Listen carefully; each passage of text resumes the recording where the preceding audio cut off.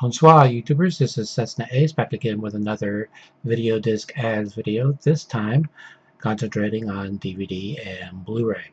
Now, since the last time I did one of these videos, I have added quite a few new subscribers, so I wish to thank all of you who are new subscribers, and I also wish to thank those of you who have been subscribers and have stuck with me. I really appreciate it.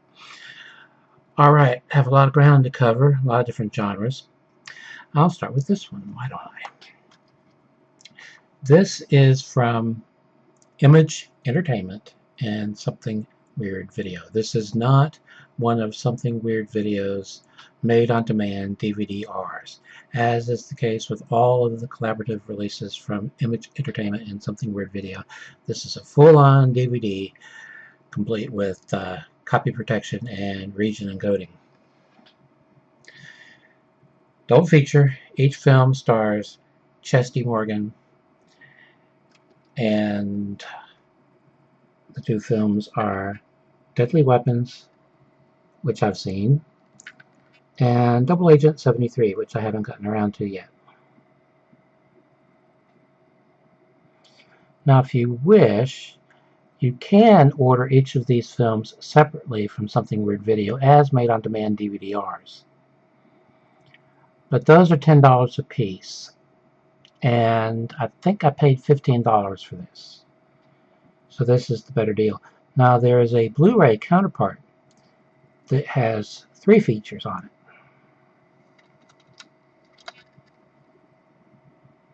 As is the case with all of the collaborative releases between Something Weird Video and Image Entertainment, the discs were replicated by Sony, and there are a lot of extras. Come on, focus. It's not cooperating. Both films were produced and directed by the Queen of Exploitation, Doris Wishman.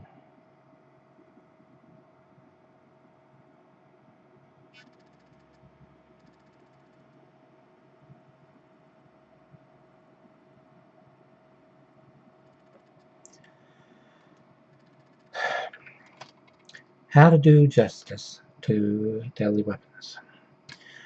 I can read just the first paragraph off the back. When gangsters kill her boyfriend, the eye-popping, excessively endowed Chesty Morgan seeks revenge with 2 of the most incredible weapons ever seen on the motion picture screen, her 73-inch breasts. That right there is part of Something Weird Video's generic opening to all their videos.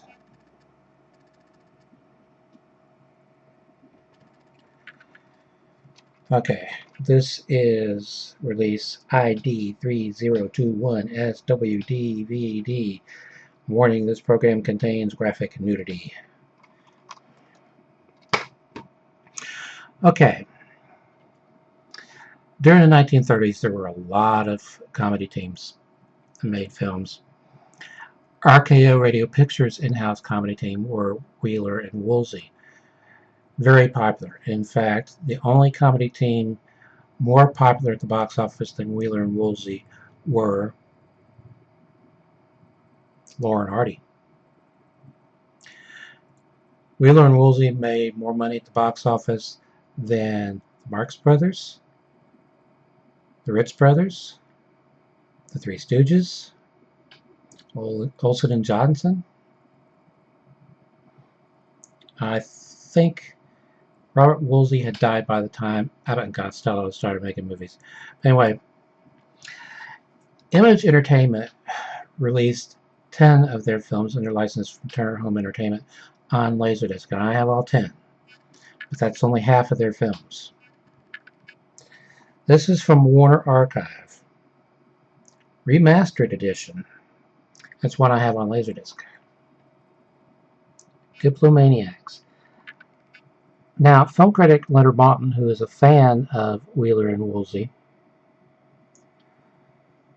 says that, well, you either hate Wheeler and Woolsey or you love Wheeler and Woolsey. But if you're not familiar with Wheeler and Woolsey, this is probably the best film to try first. I'm not sure I agree with that. It is very surreal in some places. And there is a scene that is difficult to watch now because it's all done in blackface. A common practice back then, but still. Not all of their comedies are musicals, but this one is.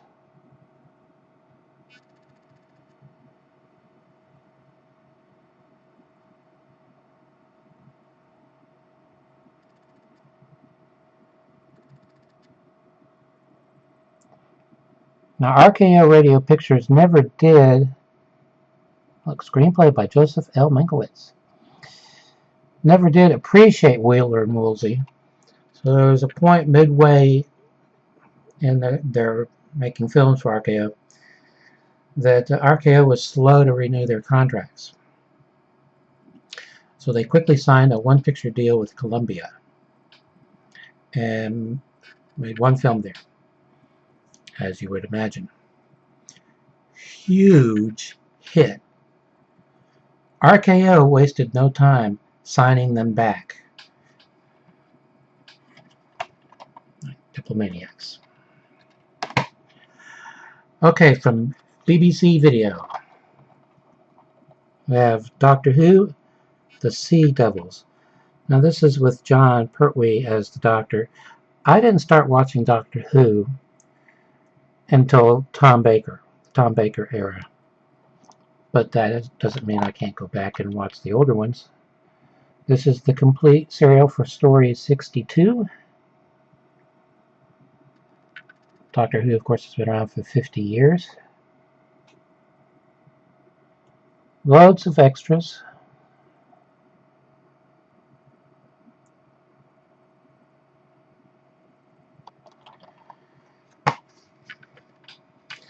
On the disc, it says approximate running time 147 minutes plus 53 minutes extras.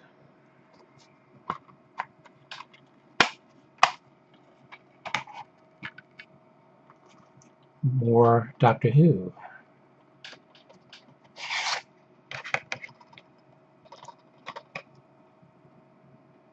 I'd seen this episode several times on BBC America before I got this DVD.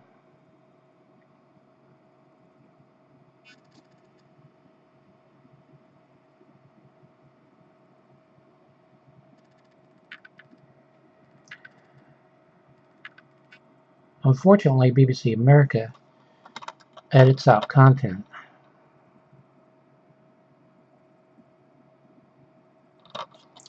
This is, of course, unedited.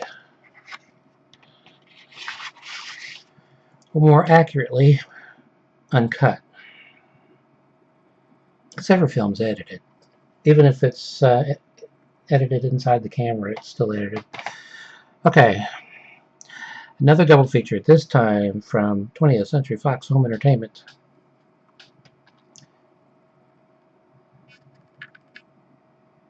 Darko and S. Darko, a Donnie Darko tale. Now, as you can probably notice, there's another cover under there, but it looks primarily like that. And I think this looks cooler. And I don't want to take it off and run the risk of not getting it to stick back on. So it's staying on. Okay, big Woody Allen fan. This is based on one of his plays. There was an earlier film version of it, which I believe starred Jackie Gleason in the cast. But that version isn't very well thought of. I haven't seen it myself. This version, made for television, was directed by Woody Allen himself, and he's in the cast. And it is hilarious. Also has Dom DeLuise, Michael J. Fox, and Julie Kavner in it.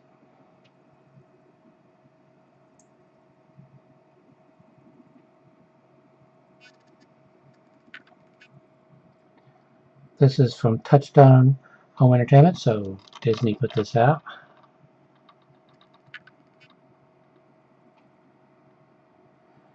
Interestingly, Dom DeLuise plays a priest, and he played a priest in the Mel Brooks film, The 12 Chairs. Anyway, in this he plays a priest who is also a very bad magician. But this is hilarious. Okay, back to the land, or to the land of made-on-demand releases. These are from Sinister Cinema. I think the highest volume I have in this series is volume 153, but I've been going back and picking up the volumes that I don't have. This is Drive-In Double Feature, volume 106. What they do is they take two films that either did or could have played as double features at drive-ins back in the day, and then between the features they run the kind of thing you would see at a drive-in, like advertisements, advertisements for their snack bar and so forth. I have several releases on DVD of The Ghost with Barbara Steele. That is an excellent film, although I believe it's a sequel to The Horrible Dr. Hitchcock. Anyway, also included Dead Eyes of London. But if you haven't seen The Ghost, I recommend it. Okay, volume 107, Destination Space, and Terror in the Midnight Sun.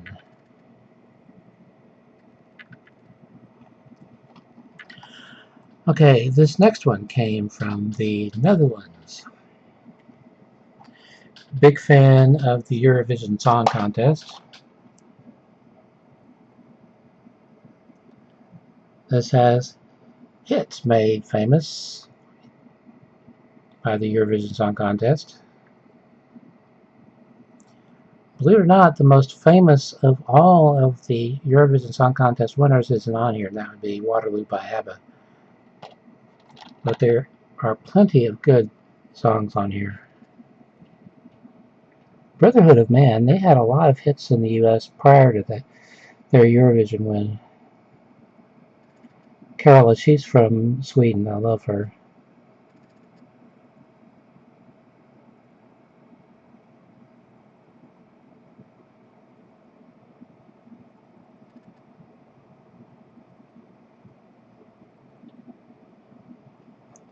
Martha McNeil, I See a Star. That's one weird performance. Okay. As I said, this was released in the Netherlands. Okay, now, in the past, Warner Home Video used a style of case for their budget releases that practically nobody likes. It's just snapper cases. They have started using slim cases. Pick this up at Big Lots.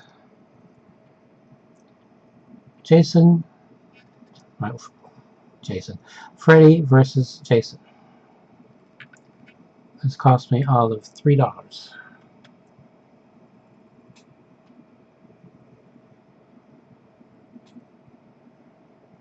And it was factory sealed, but it is no longer.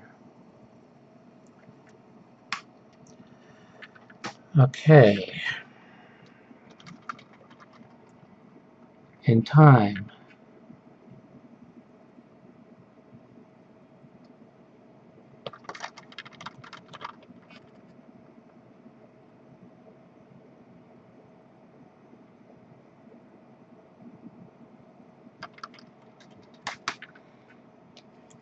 Again from Warner Home Video, a new line in a slim case. Jason X, I guess that would be Jason 10.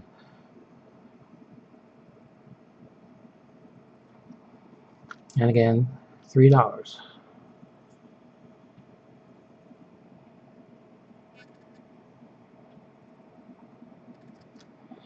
Okay, pick this one up out of the flea market. I barely paid anything for it. Jessica Simpson, Reality Tour Live.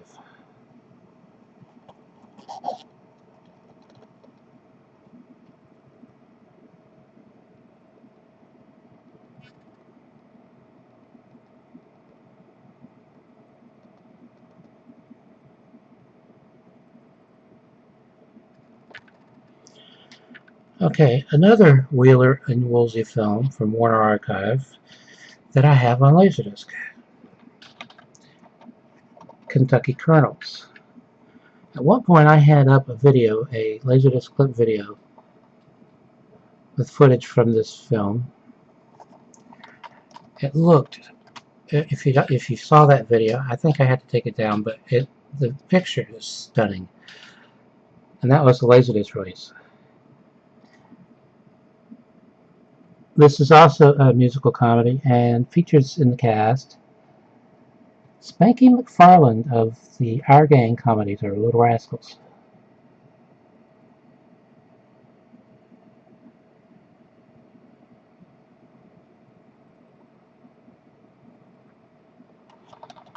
This is a really funny movie too. Okay, now, as Super High Band Betamax corrected me, German actor Hardy Kruger is not dead, and that's really good news. And I'm a big Hardy Kruger fan, and I was going to anyway, but I have been going and ordering some Hardy Kruger films that I didn't already have. This is a German DVD release of a British film starring Hardy Kruger. Its original British title, Bachelor of Hearts.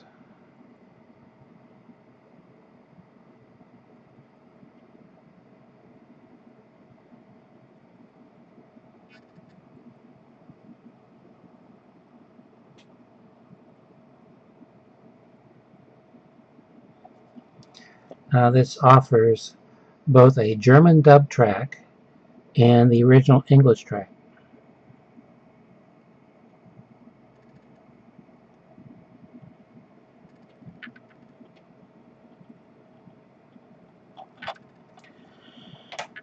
Okay, now, this is a Blu-ray DVD combo pack. The program on the DVD and on the Blu-ray disc, 22 minutes long. I wouldn't have paid $5 for that, but my wife did. She bought it for me. Lego Star Wars, The Padawan Menace. It includes a minifigure of Han Solo, a young Han Solo.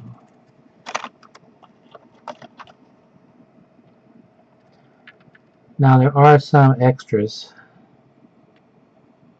but still, and focus.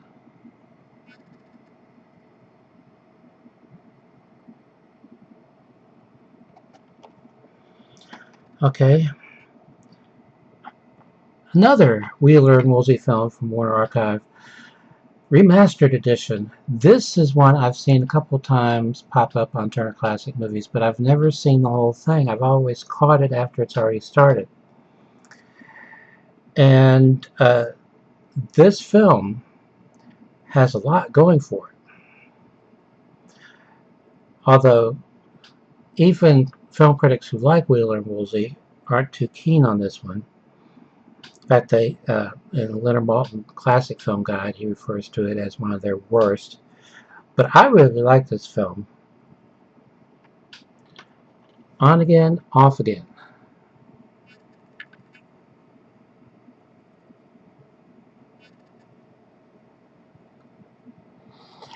And what to say about the plot? Well, you know the episode of Seinfeld, or actually it was a two-parter, I think, where they had to create a pilot episode for a proposed television series for NBC, and Jerry saves somebody's life is the plot, and they have to become his butler, or maybe it went the other way around. Anyway, that's the premise of this film. Jerry Seinfeld stole the plot from this film.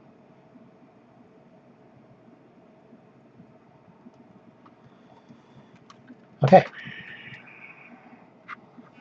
I don't know what possessed me to buy this, except it was in the $5 bin. Percy Jackson and the Olympians, The Lightning Thief. Actually, Maybe because I have several novels by Percy Jackson, or of Percy Jackson, whatever. You know what I mean. Okay, another Woody Allen film. This one also based on one of his plays. Strangely, he did not direct this, but it is the first time that Diane Keaton starred opposite Woody Allen. She starred with Woody Allen on stage, in the stage version. In fact, that's how they met. Play It Again, Sam, where Woody Allen's character gets tips on romancing Diane Keaton from the spirit of Humphrey Bogart.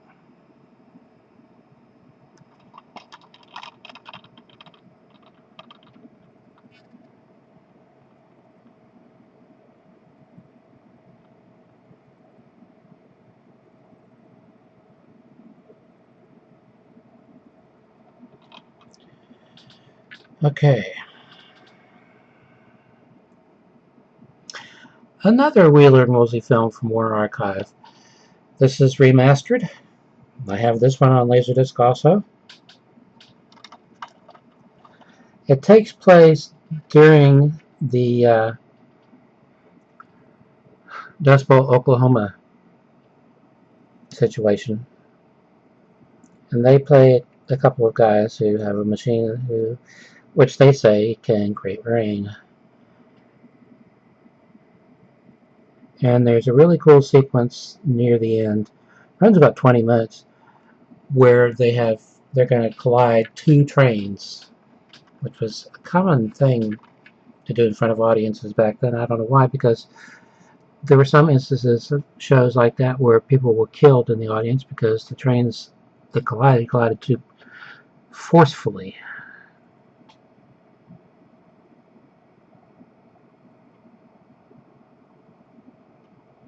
But there is a shot right near the beginning.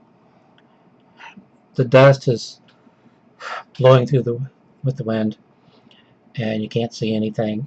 And he goes into this house, and the wind just picks up the house out from around the floor. So all you have is floor, and all the furniture goes flying straight up. Dorothy Lee, Burt Wheeler's favorite object of romantic inclinations.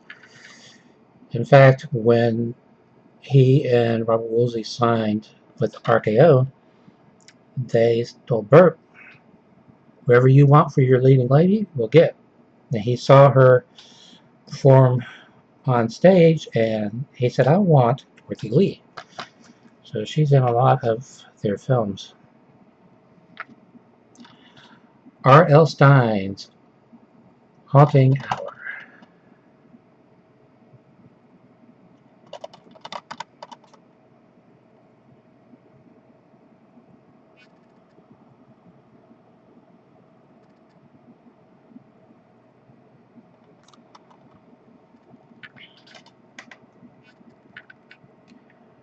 Here we have a Blu-ray of a Russell Crowe film, Robin Hood.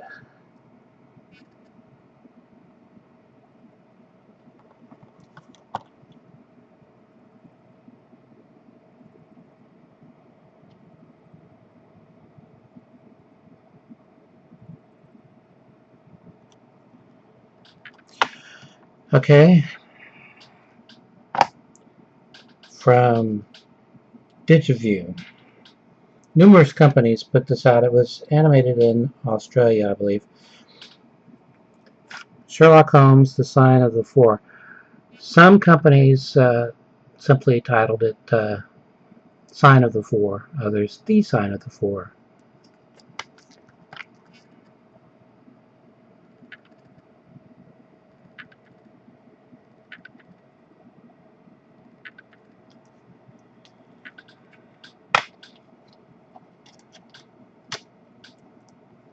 Felt the disc come loose in there.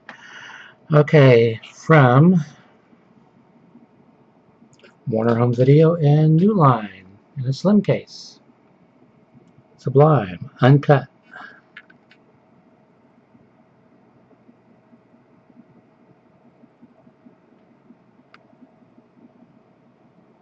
I believe that's a series raw feed.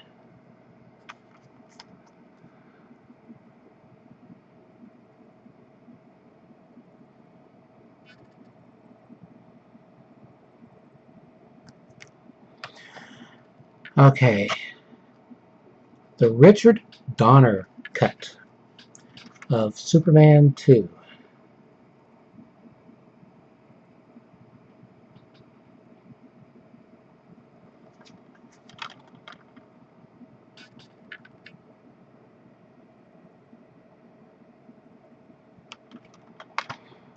Okay, you won't believe what this is going for on Amazon. The least expensive copy I could find sealed was $269. This is not sealed, although it is like new. The least expensive copy I could find used was $36 and something. I generally don't pay anywhere near that for DVDs. This is most probably out of print. It's a made-for-TV movie with a long title. Surviving Gilligan's Island, the incredible true story of the longest 3-hour tour in history. Yes, that is the on-screen title, too.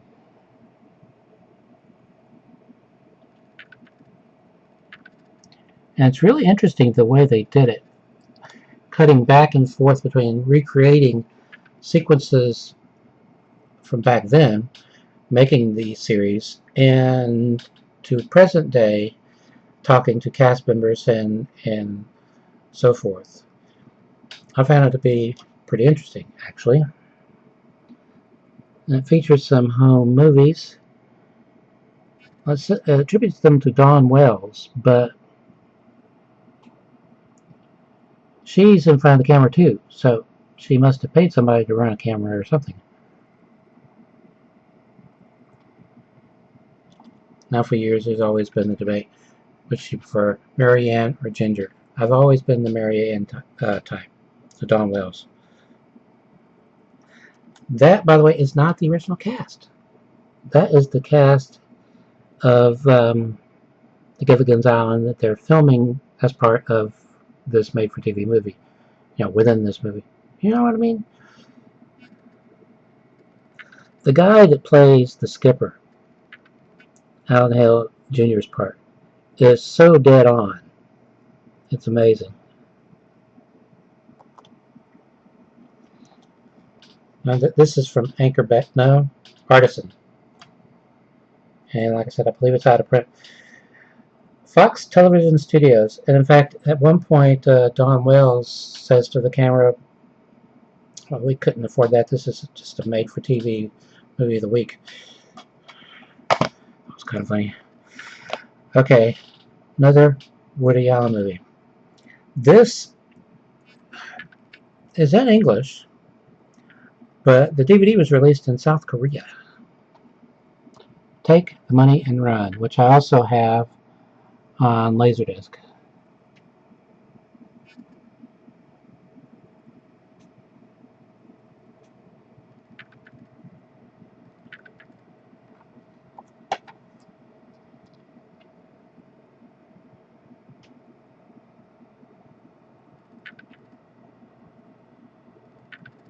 You probably can't make that out, so I don't know why I'm doing it. Now, what makes this film funnier than it would have been already is the wonderful score by Marvin Hamlish. He also did the score for the Woody Allen movie Bananas.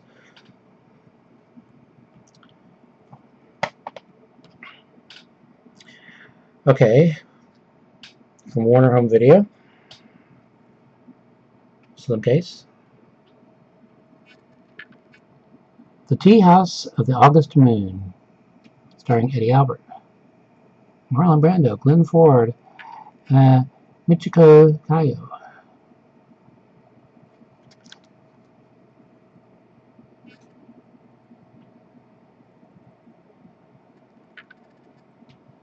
For some reason, that shot makes me think they took MASH, the Jeep from MASH, and the truck from Beverly Hillbillies, and they melted them together.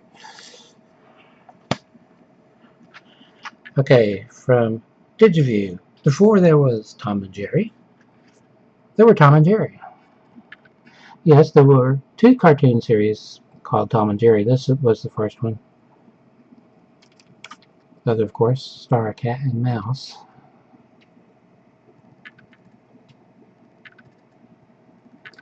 How one studio got away with naming a series the same thing as another studio had named. Does that make sense? I don't know.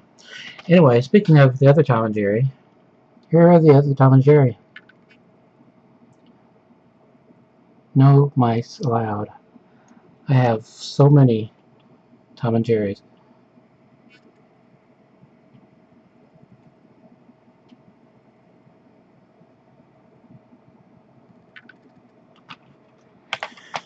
Okay, I don't just watch Top Gear. I mean, I gave it away. Top Gear! I was going to say I don't just watch BBC America for Doctor Who. I also watch it for Top Gear. I totally messed it up. I love Top Gear. And yes, while Top Gear USA is back in production, I prefer Top Gear UK. This is from series, or as we would say, season 20.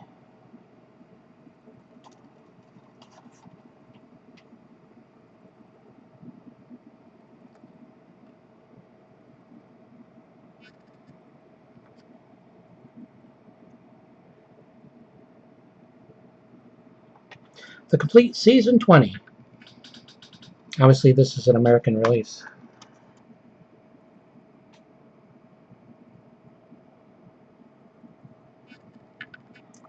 Anyway, as seen on BBC America and BBC Canada.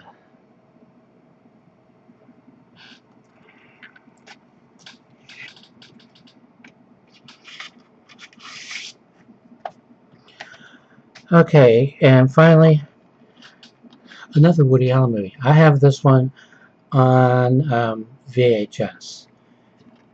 And I guess the best way to describe it is a precursor to Forrest Gump, because what he did was he shot new footage, but also took old footage from newsreels and so forth, and melded the new footage with the old footage. And I swear, you cannot tell what is new and what is not. So obviously, what has Woody Allen in it is going to be a new thing, but the way they mix everything together, and the songs, they created all new songs done in the style of the 1920s, and they are spot on. The movie is Zelig.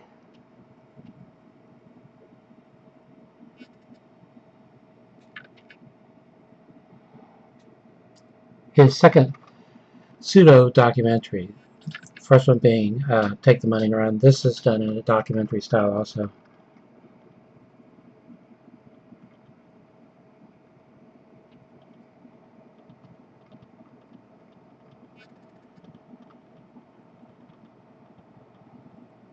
Now you see Woody Allen in this film with Fanny Brice, with Babe Ruth, with Adolf Hitler, with the Pope. I'm not going to go on because I don't want to ruin it. Director of Photography, Gordon Willis, who was director of photography on several of his films from that period. He also, if I'm not mistaken, was a cinematographer on The Godfather. Anyway, that is that.